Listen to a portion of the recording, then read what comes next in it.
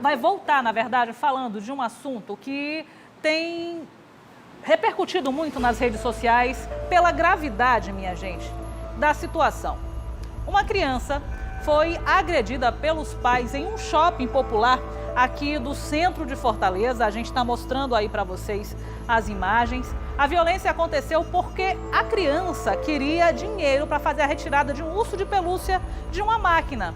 Se não fosse a intervenção imediata dos seguranças do estabelecimento que flagraram exatamente esse momento que você está vendo, certamente o casal teria sido linchado pelas pessoas que estavam no local, que fecharam simplesmente todas as entradas desse shopping popular que fica no centro de Fortaleza.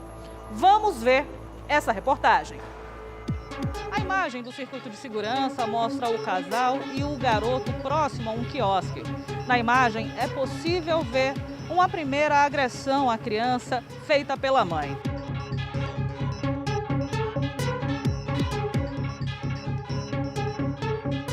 A imagem mostra que o garoto fica chorando, vai para perto da mãe e permanece ali um bom tempo. Pouco depois, já na segunda imagem, a gente vê o menino até aparentemente mais calmo. Próximo ainda do casal, ele se volta para o pai coloca a mão dentro do bolso, mas logo em seguida já vem uma outra agressão.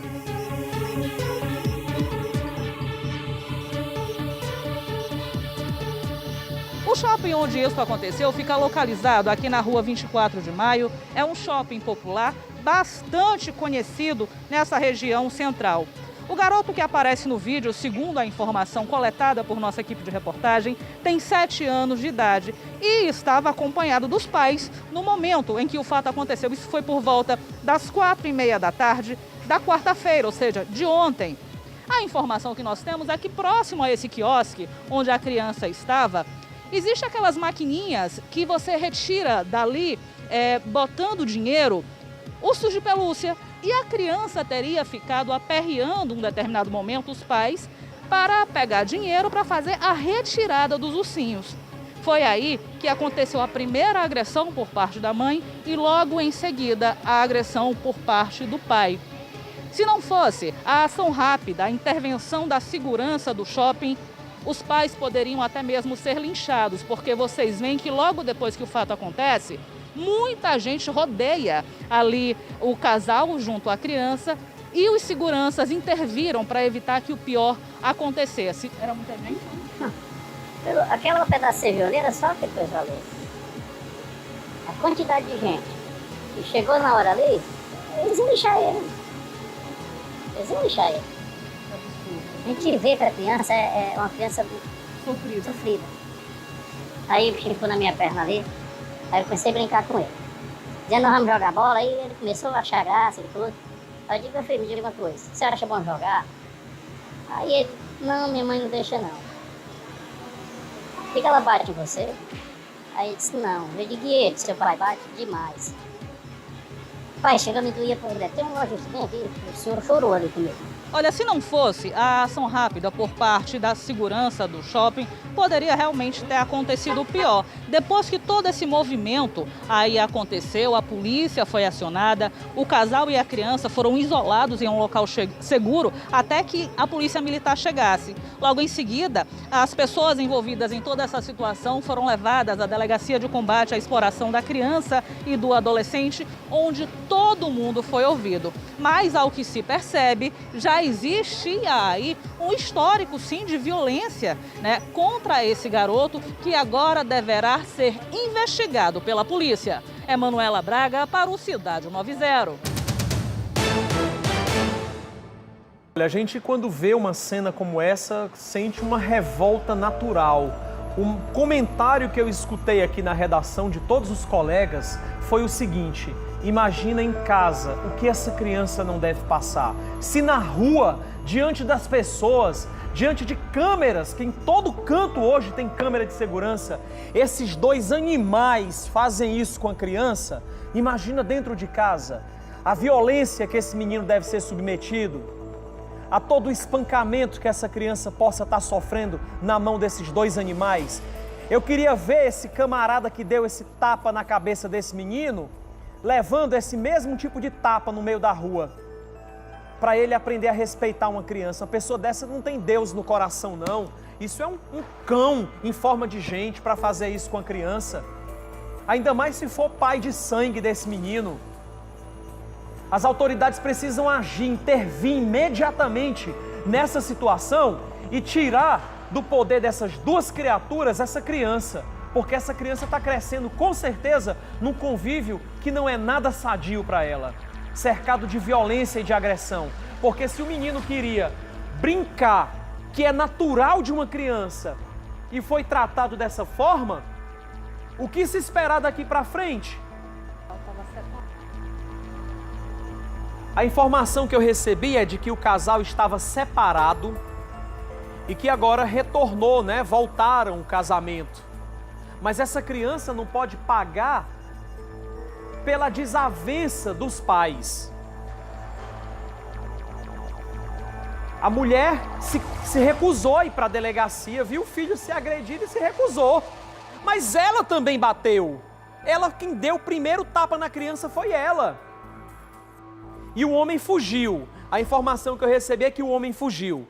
Em nota, a Polícia Civil informa que a Delegacia de Combate à Exploração da Criança e do Adolescente está apurando essa lesão corporal dolosa ocorrida contra a criança de 6 anos de idade.